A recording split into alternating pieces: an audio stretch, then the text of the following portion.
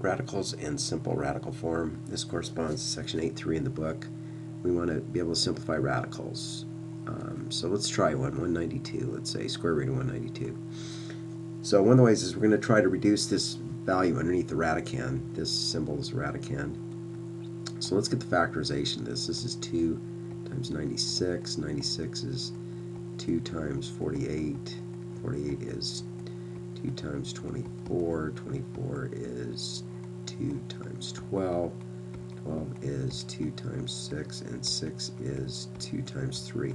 That's our prime factorization. Now we have 1, 2, 3, 4, 5, 6 2's, and 1 3. So this can be written the same way as a square root then of 1, 2, 3, 4, 5, 6, and a 3 here. Okay. Now our implied index is a 2, meaning that we can take any two of these out and put 1 on the outside. Okay. We have two other factors that are identical, so I can take those two out and put another 2 on the outside of the radical. Same thing here, another 2. We're going to put one more 2. We still have the square root of 3 out here. So 2 times 2 is 4, times 2 is 8. So we get 8 square roots of 3. And this is considered the simplified form. I would check that and the square root of 192 on your calculator, verify that they're the same value.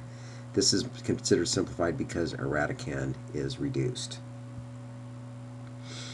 Okay, let's try a couple other cases. Let's do the cube root of 192. Just to make sure you see the difference between a square and a cube root. We already saw that 192 is 6 2's and a 3 with our prime factorization. But now our root is a third root, meaning that we can take 3. We need 3 factors that are identical. Take those out and put 1 on the outside. Let's do that here. We have 3 more factors that are identical. We can take that and put that on the outside, and we still have this cube root of 3 left. Okay, so now those two 2's multiplied by each other gives us 4 times the cube root of 3.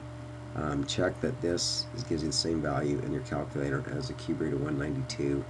It's considered more reduced because the value underneath the radicand is smaller. Okay. And yet another example.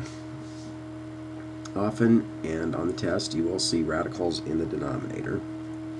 Okay, those are not considered simplified, so we need to get this radical out of the denominator. So now we want to think about this for a second. So 4 is 2 times 2, but I need 3 factors that are the same. So here's one way I could solve this. I can multiply this by the cube root of 2, and we multiply the numerator and the denominator by that. So that's really just a factor of 1, so it's not going to change the value of this whole thing. But now watch what happens. We get the cube root of 2 on the numerator, and in the bottom we get the cube root of 2 times 4, which is 8. Okay? And now we have forced the denominator to become a number without a radical, right? Cube root of 8 is 2. It's 2 times 2 times 2 is 8. Our numerator is the cube root of 2. And check, once again, using your calculator, that that is the same value as the original thing we were looking for. And this is considered simplified because the radical is in the numerator, not in the denominator any longer. Okay? It's tricky. Once again, the tricky part is this step. What you want to do is find something you can multiply by to give you the perfect root so that you can get rid of the radical, whether it's a square root, cube root, whatever. Okay. Try some of those. There's plenty of examples in the book, and if you have trouble, come talk to me. I'd be happy to show you some more detail. Okay, and the third and last thing with these radical simplifying are occasionally, and definitely on the test, you will see a radical in the denominator, but in our denominator we're going to have a couple of factors, okay, unlike the last one. So we have to do something different here. The way to get rid of a binomial where one of the terms is a radical like this is we want to multiply by the conjugate. So once again, I need to multiply by a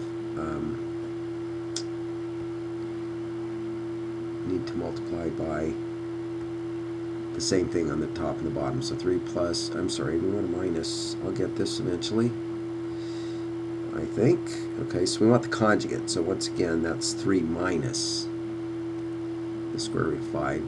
And we'll see why that works here. And 3 over 3 minus the square root of 5.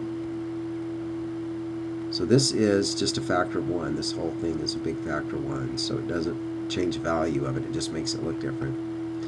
Okay, so now remember we're multiplying this. We're going to get 2 times 3 is 6. We're going to get 2 times minus 2 times, or 2 times the negative square root of 5, which is going to be minus 2 square roots of 5. But now this is where the cool stuff happens. When we multiply conjugates here, binomial conjugates, we're going to get the 3 times the 3, which is going to give us a 9. We're going to get plus 3 radical 5, and we'll get a minus 3 radical 5. So that's exactly what the conjugate does. Those will cancel out, so now we'll have no longer any radicals in the denominator. And the square root of 5 times a minus square root of 5 is going to give you minus 5. Okay, so now our radicals are out of the denominator. We have 6 minus 2 square roots of 5 in the numerator and divided by 4 in the denominator. So we can do a little bit more canceling here. We can divide all these things by 2. So that becomes a 3, this becomes a 2, and this goes 1, right? Okay, so our final answer here is 3 minus the square root of 5 divided by 2. And once again, you can use your calculators on the test. You got to get them into this exact form, though. I don't want a decimal number.